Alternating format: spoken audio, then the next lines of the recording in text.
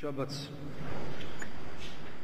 აღესრულება განსაკუთრებული მსახურება და როგორც დღევანდელ სვინაქსარში წერია რომ როგორც დიდ მარხვაშიო გამორჩეულიო ბოლო კვირაო თავისი სიდიადი რომ ბოლო კვირაშიო ყველაზე აღმატებული დღე დიდი შაბათი არის წარმოიდგინეთ დიდი შაბათი წითელ პარასკევზე წინ დგება საეკლესიო სწავლებით და რატომ ჩვენ ვისაუბრეთ რა იყო აღდგომა, რა იყო ჯვარცმა, რა მოხდა ჯვარცმაზე გამოხსნა, მაგრამ აი დიდ შაბათს მოხდა იესო ქრისტეს ჯოჯოხეთში ჩასვლა.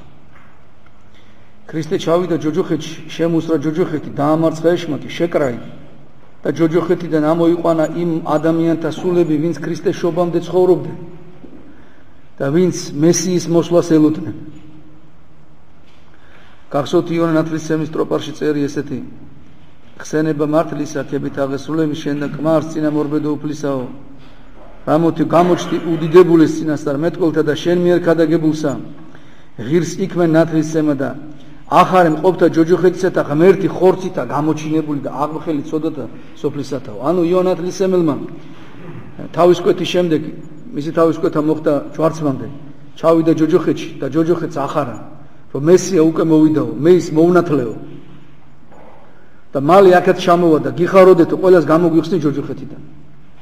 აი ამ დღეს ღვთის უდიდესი სასწაული აღესრულება და იერუსალიმში ზეციდან გადმოდის ცეცხლი. ეს ისეთი უბრალო სათქმელია, ცეცხლი მოდის ზეთიდან. წარმოიდგინეთ, ცეცხლი მოდის ზეთიდან. მოწმენდილ ცაზე მოდის ცეცხლი.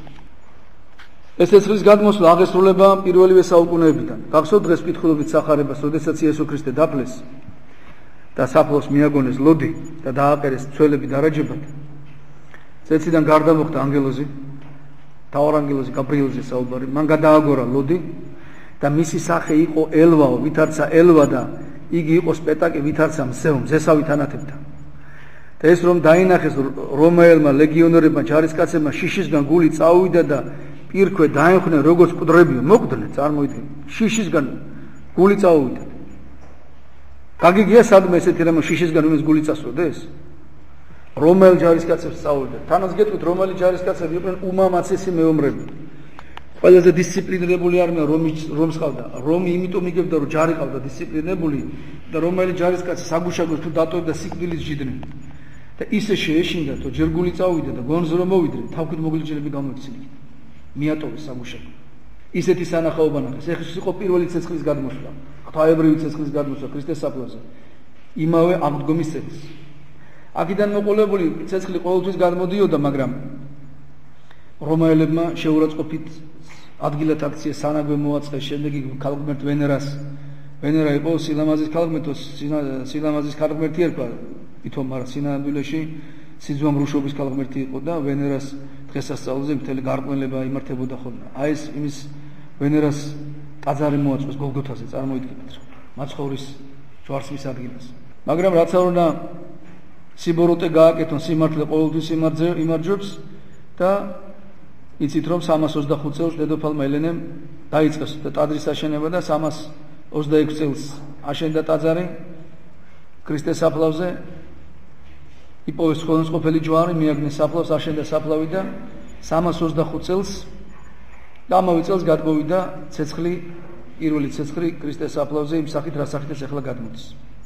ცეცხლის გადმოსვლას წინ უძღვოდა პირველი მსოფლიო კრება. მე მინდა გითხრათ, რომ ქრისტეს აღდგომის შემდეგ ქრისტეს ეკლესიები სხვადასხვა დროს აღნიშნავდნენ აღდგომას. აზიის ეკლესია სხვა დროს აღნიშნავდა, ეფესოს ეკლესია სხვა დროს აღნიშნავდა, ზოგი აღნიშნავდა ზუსტად 14 ნისას, ანუ 1 სექტემბერს, 14 აპრილს, ანუ 1 აპრილს და ქრისტეს აღდგომა 1 აპრილს მოხდა. და 1 აპრილს აღნიშნავდნენ, ჩვენ ვისაუბრეთ ამას და გითხარით კიდევაც, რომ როგორ ეშინოდათ ურიებს ქრისტეს აღდგომის. და ამიტომაც არის მათი მოგონილია დღეს 1 აპრილია მოტყუება ადვილია, იმიტომ რომ მათთვის ქრისტეს აღდგომა ეს არის განადგურების თვალსაზრისით. გახსოვთ სიტყვები, როდესაც მიდიან დევნებიან პილატეს, ჯარისკაცები დაუყენეო, თორე ეს მატყუარა იძახდა გავცოცხლებიო და ეს თუ მოციქულება მოიპარეს და მერე თქვესო რომ მართლა აღდგაო, დავიღუპებითო, მეორე სართული პირველზე დიდი იქნებაო. ანუ პირველმა სასტურმა შეძრა მთელი ისრაელი და ქრისტემ როდესაც თავი ღმერთად გამოაცხადა, ეს იყო პირველი სასტური და ჯვარსაცვის ქრისტე და მეორე სასტური, ანუ მისი აღდგომა პირველზე აღმატებული იქნებოდა და ხვდებოდნენ ამას ქრისტეს წრები. ამიტომაც გადაწყვიტეს აი ესეთი ყველაფრის მოწყობა როგორმე გაეკარწყლებინათ ქრისტეს აღდგომა, თუმცა უშედეგოდ და უსაფრთხოდ ამის მოწვა დღეს ვეღარ. ჩვენ 21 საუკუნეც ამას მოწვევს, როდესაც მის საფლავზე ცეცხლი გადმოდის და სასწაული აღესრულება. აი ეს სასწაული როგორც გითხარით 325 წლიდან იწყება ფაქტურად ამ სასწაულის ჩამოყალიბება. ესე იგი 325 წელს შეიკრიბა პირველი მსოფლიო კრება ამ კრებაზე სხვადასხვა საკითხებზე იმჟელს და ერთ-ერთი მთავარი საკითხი იყო ქრისტეს აღდგომის თარიღის დადგენა.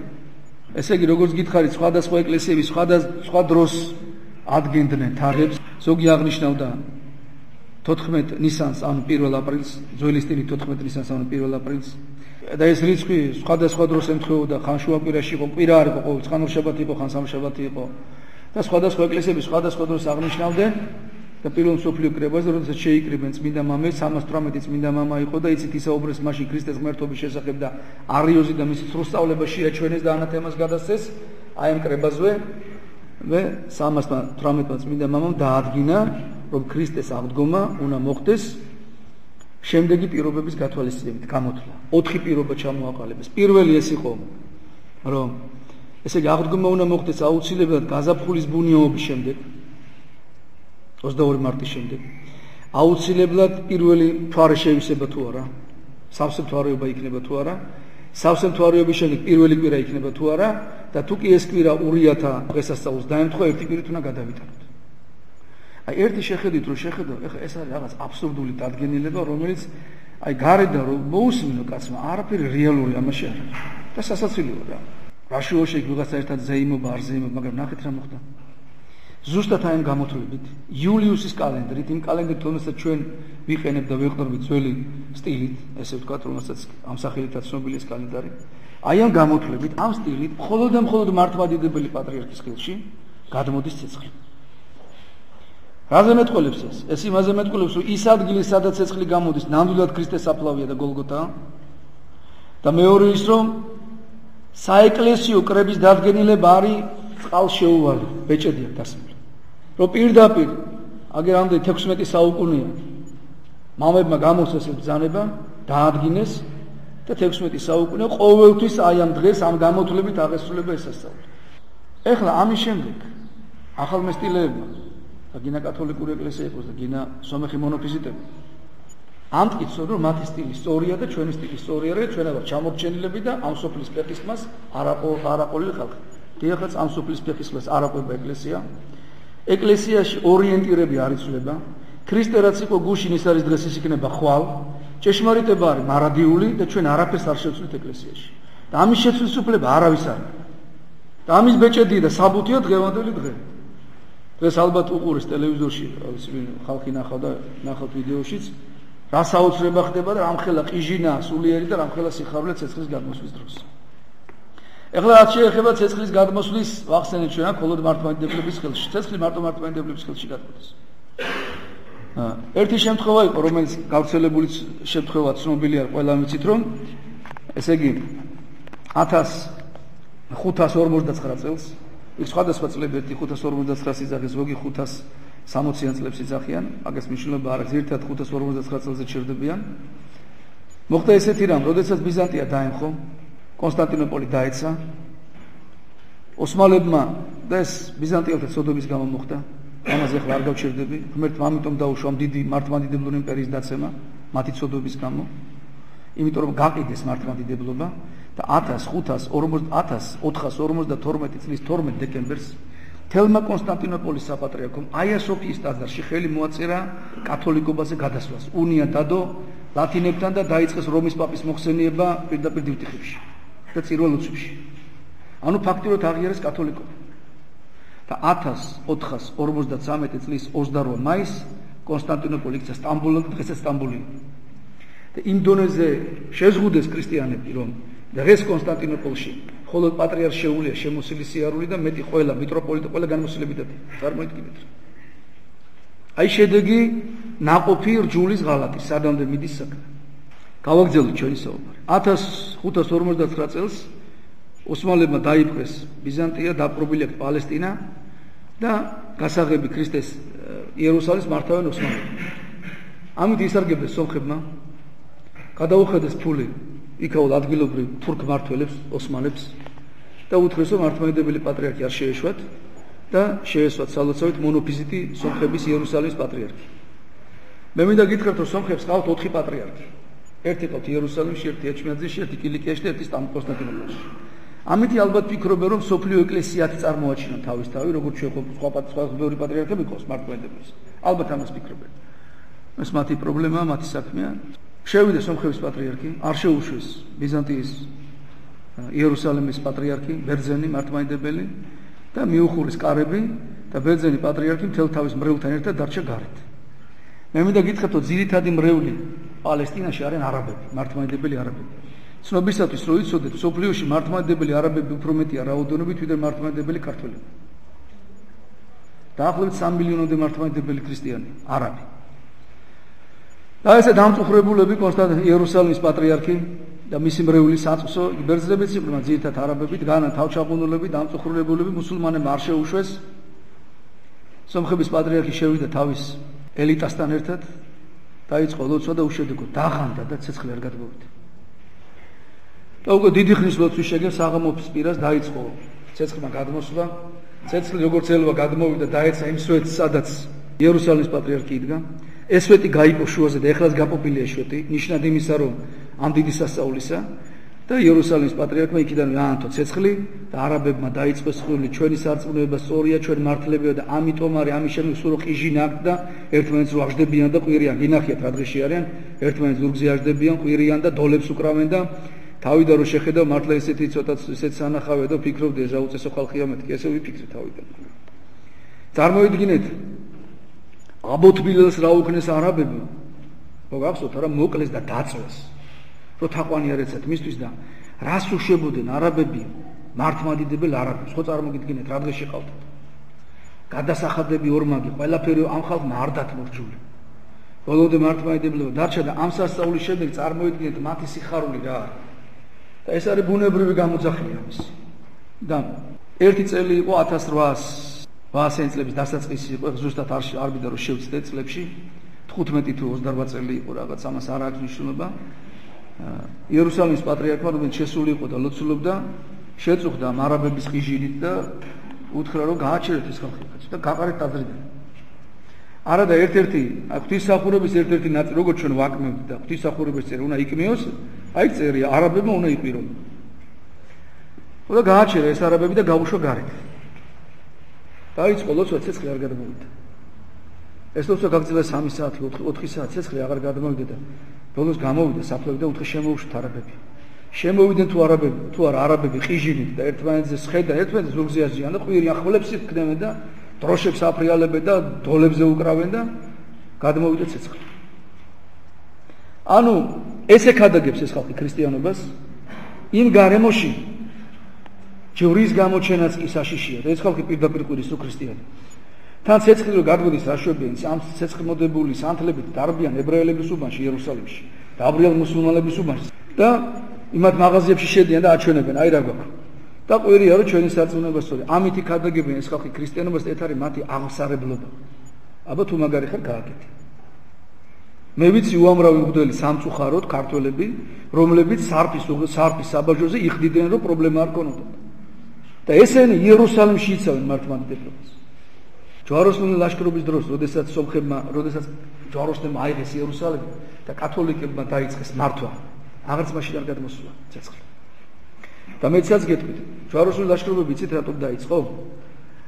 ესე იგი, ქრისტეს საფლავზე ცეცხლი რო გადმოდიოდა, იმდენად შთამბეჭდავი იყო ეს, რომ დამასკოდან მოდიოდნენ, სულთანი მოდიოდა და ესწრებოდა ამ ცეცხლის გადმოსვლას.